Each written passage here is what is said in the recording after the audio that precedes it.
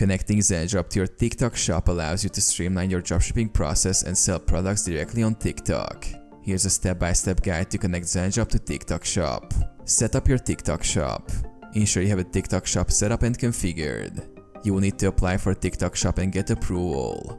Visit TikTok shop's official website to sign up and follow the registration process. Log into Zendrop. Visit zendrop.com and log into your Zendrop account with your credentials. Navigate to Integrations. In the Zendrop dashboard, find the Integrations section. This is where you manage connections to various e-commerce platforms. Select TikTok Shop integration. Within the Integrations section, look for TikTok Shop.